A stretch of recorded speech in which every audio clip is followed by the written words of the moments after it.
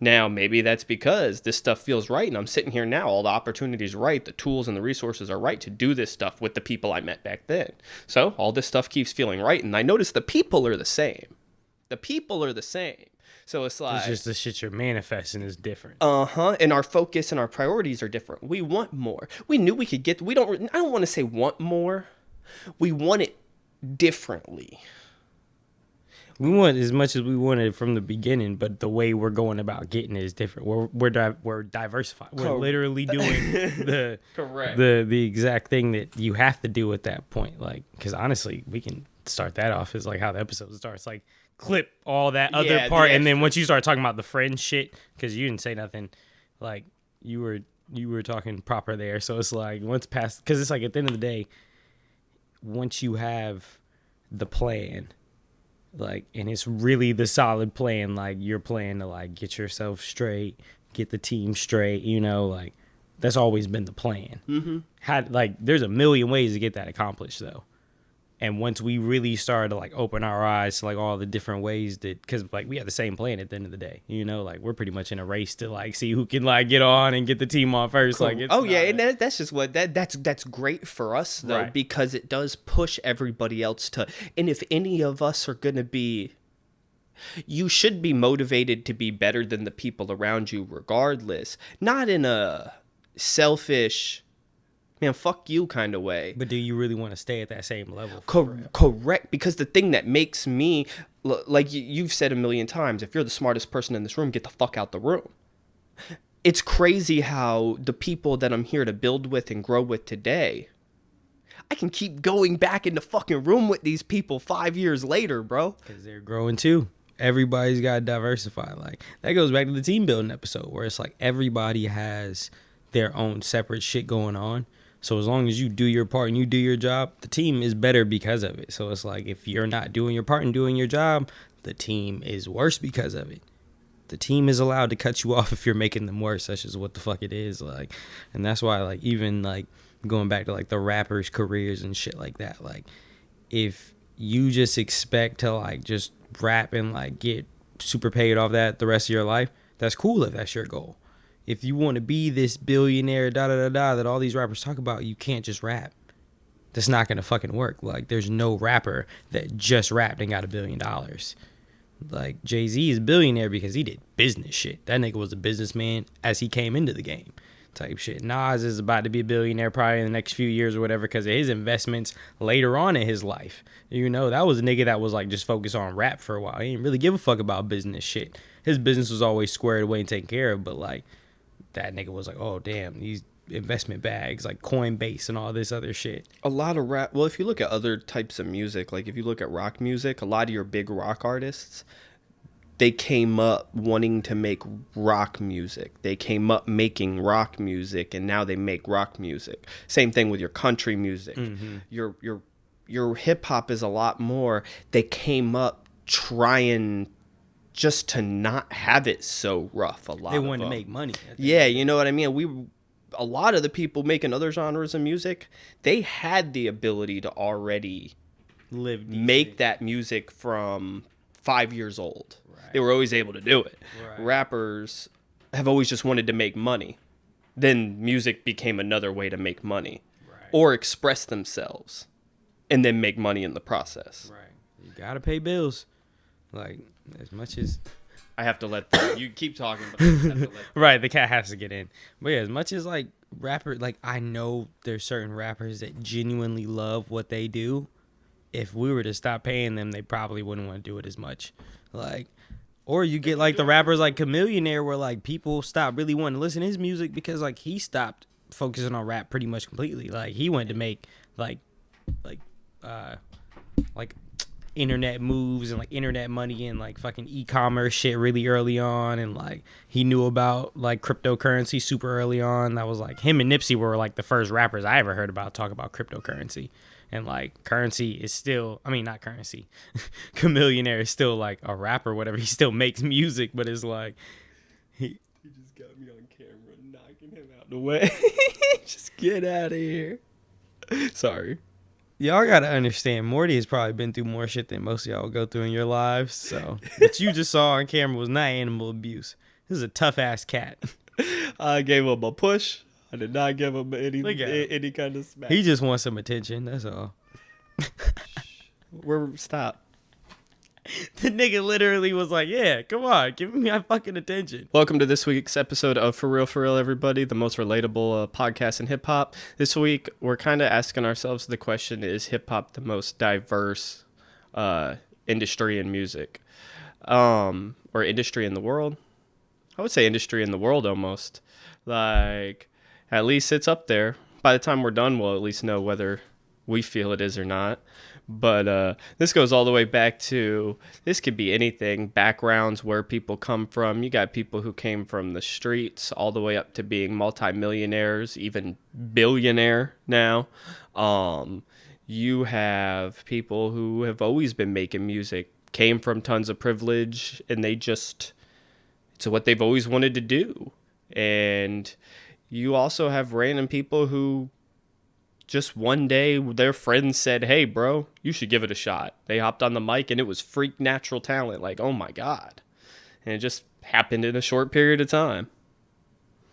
People use hip hop to talk about drugs, talk about heartbreak, talk about getting money, talk about violence. They use it to talk about driving cars, playing video games. Painting pictures. There's emo rap. There's SoundCloud rap. That's almost the same thing. But although SoundCloud, I don't understand how SoundCloud rap really became emo rap, because at the end of the day, SoundCloud's more of a platform. But it is what happened there. They tried lumping 21 Savage in as a SoundCloud rapper.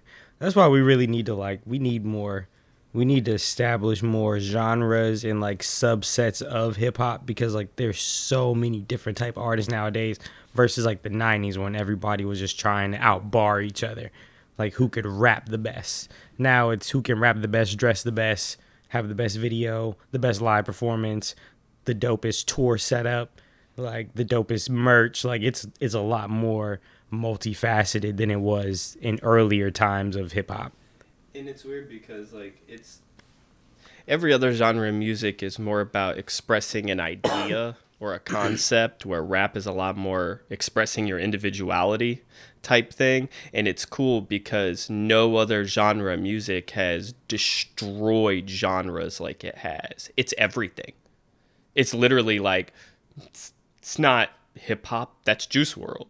Right. That's not hip hop. That's 21 Savage. Right. That's not hip hop. That's Kevin Gates. Like, it's just like Kevin Gates literally had on that Isla album like a couple different songs that like, at least one that I can think of right now, that like started off with like more of like a country vibe to it, where it sounded like that shit could play in a Western way before Lil Nas X was thought about, way before those like country rappers that like the hillbillies with like the overalls and shit were like trying to rap and shit like that. Like there is so many other like hella jazz influence in rap nowadays too, like Kendrick Lamar's album, where like that shit was like my dad loves jazz music. Like I've showed him like certain things that Kendrick Lamar did, and he was like, "Oh, that little breakdown was fire!" Like, cause it was like some jazz shit where like he even had to appreciate it as a jazz fan and not a rap fan at all. That nigga hates rap music. He'll never listen to rappers. He don't give a fuck about none of them. But he had to still give his props to that shit because of how far rap has came, type shit. That's what I try to have the same conversation with my dad a lot, trying to explain to him that like I understand, like I do understand like your time where you came up, why you don't like hip hop because of whatever image that was, like, Same reason why his parents didn't like rock music. exactly. And it's just, I really hope I'm not like that when I get older. I hope I'm able to still sit there and be objective about newer music, because I do sometimes look at other genres of music that are, or not, I don't like the word genre anymore, because like it's really just a style. Right. Like we're gonna run out of words if we keep trying to come up with genres. Like I really like your swag, bro, let me tell you that. Right. I like how you do your shit. But I do look at new styles of making music sometimes that I haven't really seen before, and be sometimes like, that's a little weird. Right. But I still try to step back and be like, I don't know you, bro. Bruh, perfect example for me, like Lil Yachty Lil Yachty 20 years ago, will make it like really extreme. It could have never happened. There's no way he could have had a career. It wouldn't have been possible. most of these rappers now. Like, not just him. Like, I'm not trying to like single him out, but like I like picking him because like I didn't necessarily understand his music at first. I understood why people like it. I understood why he had the hit song "The Little Cold in Minnesota," and I understood why people were gravitating towards him, especially the younger demographic. But it wasn't until like he started rapping over those Detroit beats where I was like, oh nah, like I fucks with Yachty's music now. I always liked him as an artist. I liked what he was doing and how he marketed himself and how he was very marketable. Because at the end of the day, like his music probably wasn't doing crazy big numbers for a while outside of those hits. But he was making so many other bags and staying relevant and working with so and so and so and so. Wrote a hit for the City Girls. Like he diversified himself until he found a way to work himself into even my fan base of shit where it's like, nah, I got Yachty songs on my fucking playlist right now where like he's fucking killing that shit. He sounds like a Detroit rapper. Like it's not the same style that he came in the game with, but it's still within his wheelhouse. You know, it still makes sense for him just as much as it makes sense for him to have a male nail polish line. You know, like a lot of people like I don't know like the fact that he could write a hit song for like a female group like the City Girls, they look at it kind of weird. And like me personally, as someone who prefers writing over any aspect of the art, I look at female rap and it doesn't matter what the topic they talk about. Like I can respect the writing that goes into it, and I feel like a lot of especially men do get caught up not liking certain things because of that lyrical content. Like they can't yeah, they can't sit there and be like, well, I don't like to bounce my ass, so I can't click. What the hell was that?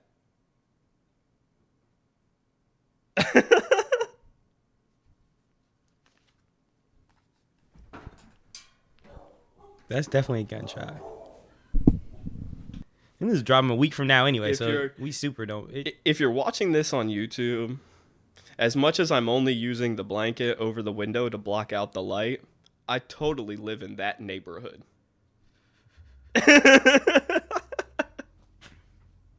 Like, I'm just saying. That makes sense. Things was thanging. We had to pause and get and check to see if things needed to get thanged out real quick. I don't know. Yo, that shit Y'all was, decide. that shit was funny. Oh god. But anyways, Just over here chilling with my homie. diversity. Diverse neighborhoods in this world, everybody. We some diverse people. Podcast to some more shit. I made a commercial. Like, come on. We doing some shit. Yo, we have been 4 different people in the last hour. Speaking of diversity, real quick, while we're working our way back on topic after the gunshots, y'all should do me a favor and go check out a new podcast that's out called The Rabbit Hole. 1 episode is out so far. It's hosted by me. It's a psychedelic kind of based podcast where I interview friends and people about personal psychedelic experiences we both had and talk about life and growth and all other things trippy in between. First episode is out now. You can find the link in my bio on Instagram, but I'll also share it on our Like tag it story in and this stuff bio or like that, something and too. tag the page for it and stuff on Yeah. our Instagram so they can find it. Definitely go check it out. It's great. There's also a blog accompanied with it where I kind of just talk about shit. Yeah, Hippie mind dump. bruh. Very, very interesting little vibe. Definitely go check it out. I'd appreciate it. Support that, just like you support this one. And yeah, Run them diversity. likes up. Diversity. Diversity. And if you need a video or podcast audio edited, hit me up. Post gunshots back to the diversity. No. Office voice, indubitably. Let's put on my TI shit. Let me stop. Just realized after Shout out to talking Ti. earlier. That's a diverse ass hip hop artist. That motherfucker made nothing but like trap music and like club bangers, but then he became just the most fucking family oriented. Like, I'm sure he was always like that, obviously, but like that TV show with his kids is fucking adorable. Like, he raised, like, it seems like a fucking good ass family. Like, him and his wife are tight and shit like that. Like, that's diverse as fuck. And that nigga, I feel like, could defend me in the court of law if it came down to it. Like, I feel like he knows enough shit to where, like, he might not be a lawyer, but it's like, yo, T.I.'s my lawyer. Like, and they'll just go with it. Like, I've heard through the grapevine the family got crazy reach too. bruh. Bruh. That was the craziest story I've heard in my life. We'll just let that ride there, Yeah. but that's not my business, but still. We're gonna talk about that on here one day, though. Yeah. That's a dope ass story. We could probably get him to come on and tell that story. Yeah. That'd be the way to do that. 'Cause Definitely. that's a story I'd rather not tell wrong, too. You know what I mean? I feel that. Yeah, because That's a lit ass story, though. I was like, nigga, like, what happened? Like, You did what? And who? And how? Bet. fire. Gina. Yeah, what type of shoes on? That part's gonna fuck with all. That's what. Damn, no, we're gonna have to. No, never mind. Nah, you be all right. Yeah, I gotta wait. Yeah, Yeah, you be all right. Mm-hmm. That shit was. You already knew what I was thinking. I appreciate that. I didn't even have to say it. I didn't even have to say it. That shit funny. Yeah. Diversity.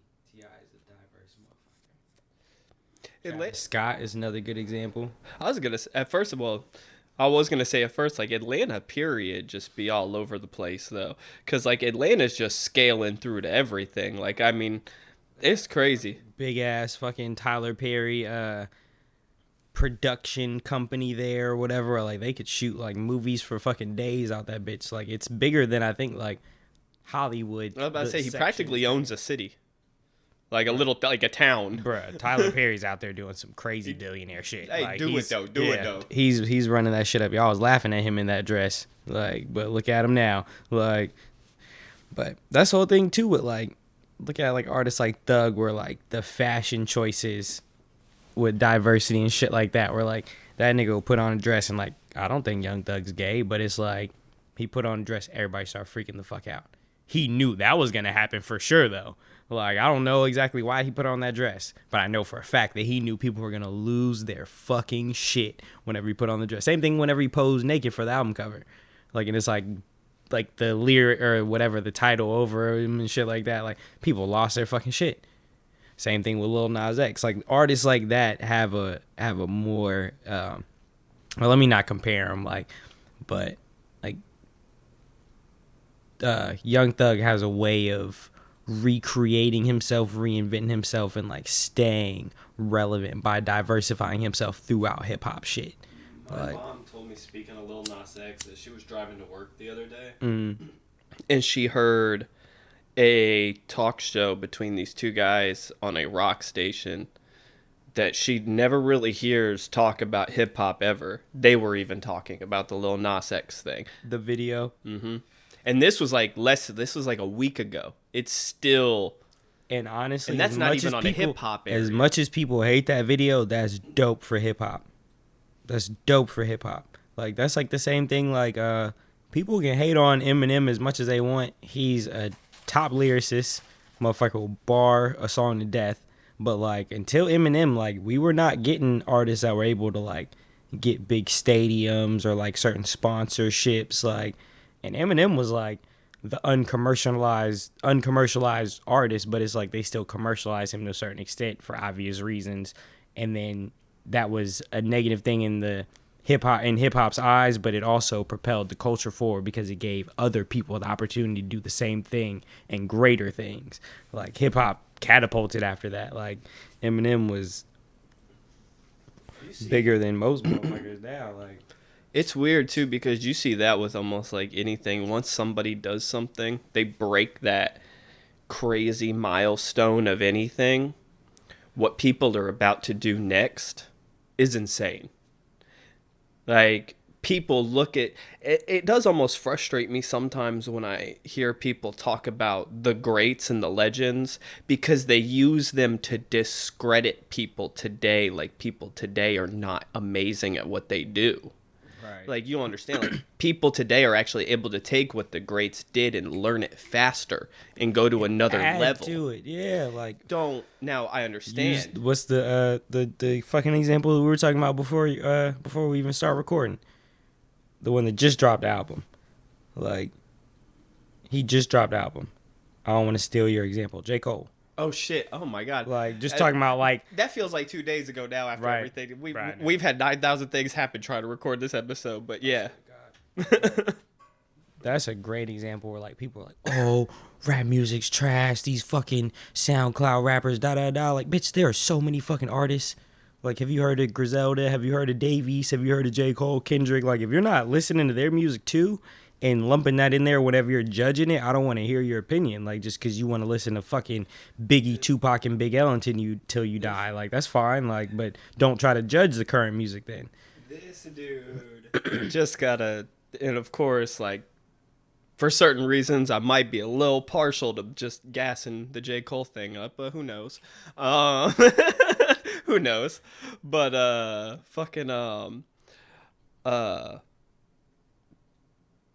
he barely markets this project. The very first thing he says on like the first song is, "This shit's getting too easy," basically.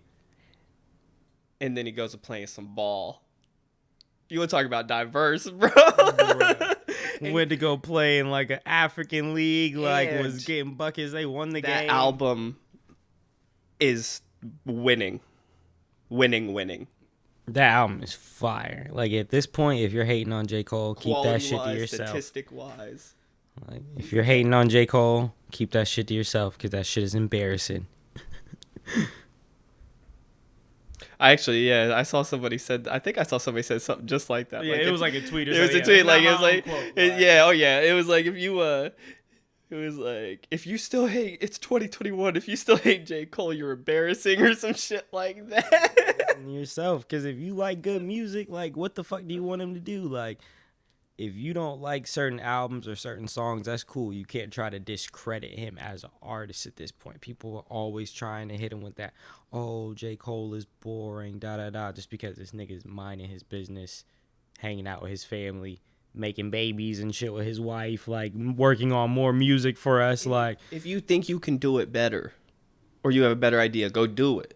Stop talking about it, or stop talking about what somebody else should do, and go do your own thing. let's hear what you would have done with the off season if you've had that chance to even get that many albums, be famous that long, duck all the even artists like Nipsey. If we want to talk about fucking diversity, niggas can act like they cared about that man before he died, whatever, but we know the real Nipsey fans and his people know the fucking truth.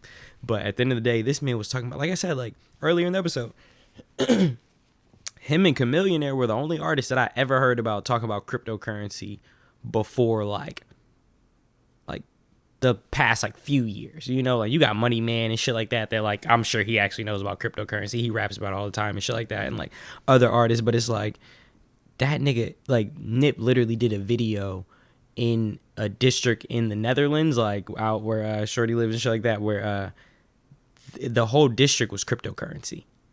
You could only use cryptocurrency. That's crazy. Like, and that was like probably like 5 years, 4 or 5 years for even. Don't quote me all the time. I'm terrible with years, but this is like years ago. And like, obviously this is like a later video, but he was talking about cryptocurrency way before that. Like, this man was already doing crazy shit with like the, like he has certain, the marathon clothing tags to where if you're in the store and you buy like specific merch, it has a code that has like a video thing. Like, I haven't bought anything from the store. I haven't been there. Like, I'm definitely gonna go one day, but, to where basically if you buy something from there, like it has like a code on there, like similar like a QR code where it'll show you like a video or a song before it's ever released. And like there's no way to like screen record it or rip it or anything. Like they were really good. But he partnered with somebody that like works in like Silicon Valley for some shit like that. Like Nipsey was always like ahead of the curve with shit. Like I always was saying that like if he would have even before he died, I was saying like if he like when it's all said and done, he would have a more decorated like financial career than Jay-Z. just because of like his early business moves and shit. Like I know Nip's family has mad Bitcoin stashed away right now. Like that nigga was talking about that shit dumb early. Like first time I heard about it was in 2012. You know, like I ain't fucking buy none or else we'd be in a completely different spot right now type shit. But I bet him and his whole family are like into that shit because he was a teacher. So it's like once you get that type of shit, like that type of knowledge and shit, you have to spread it amongst your people. Like, because if you're the only one with it, like, what's really the point? Like, I don't know. That was a very diverse motherfucker. He's still diverse. This motherfucker's got Puma deals coming out, like, after he died. Like, that shit's fire. Shout out to Nip, the marathon, that whole shit. Crenshaw, Slauson. I'm not going to go into the gang shit, but shout out everybody involved. Everybody. Because that shit is a true definition of diversity. Motherfuckers like Killer Mike, that motherfucker was rapping for forever, like, and he's working with politicians and shit like that. Him and Bernie Sanders were like on like first name basis. Is probably like he probably added that nigga's number. I've never seen politics and rap be so, like, the last couple of years have been crazy. Look at how the Hillary Clinton campaign tried using fucking Beyonce and Jay-Z. Like that was business. Like people can look at it for whatever. See how strong the grip hip hop has gotten on society. Look at how politics is drastically starting to use it, because that's all politics. Trump pardoning the rappers, you know. Oh, that was brilliant. He was trying to Kodak get some. literally tweeted like today. Bruh. He had a dream about Trump last night. And he loves him. Bruh, like this man is wilding. Kodak is wilding, but I mean, at the end of the day, he pardoned him. But Trump did that for like public gain and shit like that. Like he knew pardoning motherfuckers like Lil Wayne and Kodak, that looks good. You know, like they're hip hop artists. Everybody loves them. So I'm gonna use them to try to get people to fuck with me. Like, nope, dummy, we still don't like you. Like, appreciate you. We appreciate that. Yeah, I don't want nobody locked up, especially for no shit that like they were locked up for. Gun charges. Like they're trying to protect themselves probably. I don't know. Whatever, they're pardoned now. But it's not my business. But yeah, shit. How you gonna arrest somebody for having a gun? Was they shooting it? It was where? Man, shut the fuck up. Get out of my face. That shit could have just been left there. I don't know. They probably in a rental car anyway, some type of rental service, a driving company or something. That gun was left there. I don't know where that gun came from. Yeah, it's ain't crazy. none of my business. There's a gun in there.